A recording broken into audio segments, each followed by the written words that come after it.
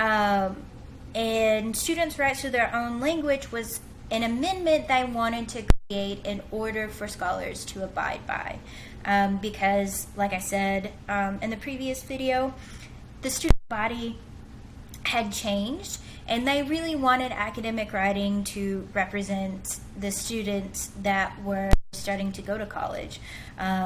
More women were attending college, people of color were attending college, people from classes that weren't necessarily amongst the wealthy were starting to attend college.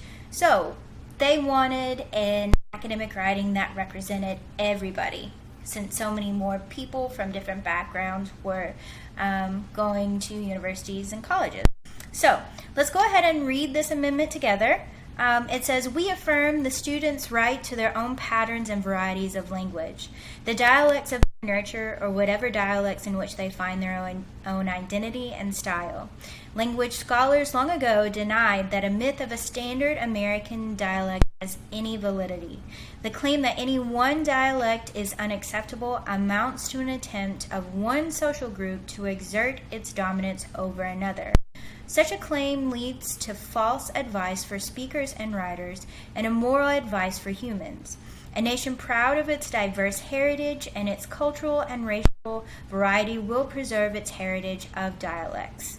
We affirm strongly that teachers must have the experiences and training that will enable them to respect diversity and uphold the right of students to their own language."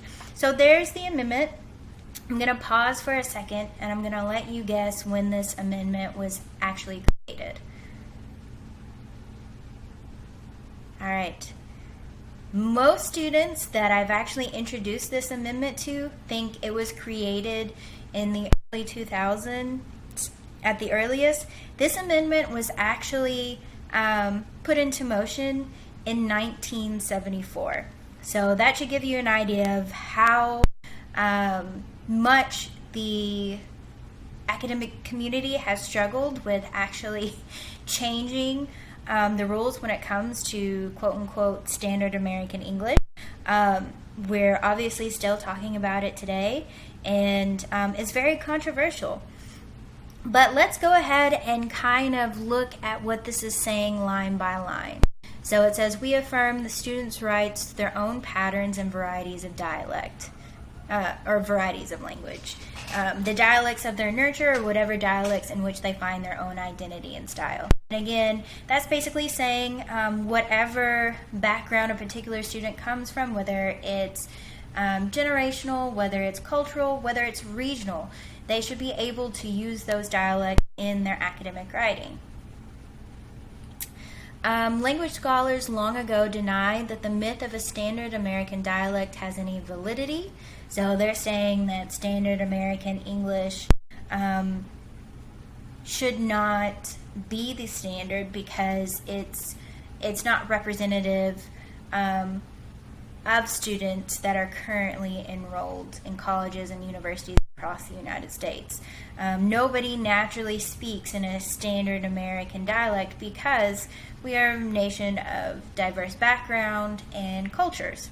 So actually having that standard can be a hindrance to how we should express ourselves, even when it comes to academic writing. And it says, "Such a claim leads to false advice for speakers and writers and immoral advice for humans."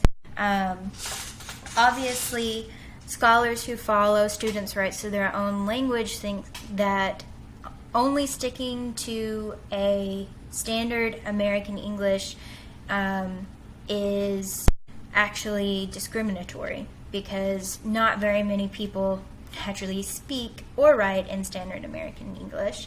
A nation proud of its diverse heritage and its cultural and racial variety will preserve its heritage dialects. We affirm strongly that teachers must have the experiences and training that will enable them to respect diversity and uphold the right of students to their own language. So this very last part is interesting, and I'm very curious to see what you guys think about this.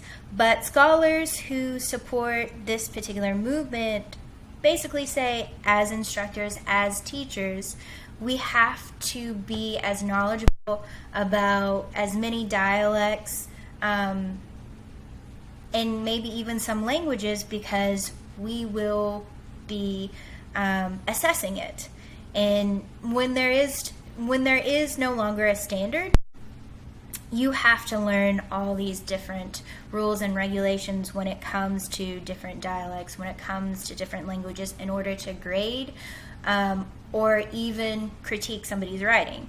So that's kind of where a lot of scholars part ways when it comes to students' rights to their own language. On the one hand, this particular amendment seems very inclusive to all students, because they're really trying to encourage students and especially teachers to be responsive to different dialects, to different languages, to different ways of writing that aren't standard American English. But then you have other scholars who think that would be very hard if we strayed away from standard American English and tried to incorporate more dialects, more languages. It would be very hard to assess that, and it'd be very hard to give students constructive criticism to their writing, because as an instructor, they may not be familiar with a dialect from a different part of the country.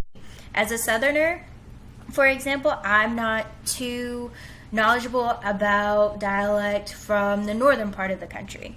So that's something to think about. Obviously this is a very good idea, but there are some things we do have to consider if we were to implement something like this in academic writing. So we just looked at Frashana Santi-Young's welcoming and the SEAS program. This is when he was the chair of SEAS, which is the largest organization in the field of composition and rhetoric. So as the chair of SEAS, that kind of makes you like the ruler of academia in that moment. But I wanted to also look at his very first publication ever. So he published this in the College Composition and Communication Journal, which is the biggest journal in the field. And right off the bat, you can see from the title, we have code meshing. We have the use of language that's personal to him and specific to him and his identity. So I thought, the first time I read this, I was like, oh, you weren't code meshing at this point in your career. It's your first publication. You were still playing by academic rules. But the more I talked to him, he started pointing out that he was code meshing even in this publication. It just wasn't phonetically code meshing like you saw in the C's address, with him saying like, we is here, and what about you, and spelling dis with a D instead of a TH. While he wasn't phonetically code meshing here, he was still very much code meshing on other levels. So if you look at this one sentence right here, nope, Mama beat the hell out of the ghetto, and you better believe she was concerned about my success. When you read that, you might think, oh, this is grammatically correct. He's not code meshing at all. This is completely normal. But if you take a second look at it, he's totally code meshing just in this sentence. First of all, the use of mama is not the standard form of the word mother. And he says, Mama beat the hell out the ghetto. That reads like it's grammatically correct, but it's actually not. There should have been an of right here. Mama beat the hell out of the ghetto. And then even here when he says, and you better believe she was concerned, that you better believe is kind of more street savvy of a talk and less academic, or less, it's not less academic, it's less standard uses of English.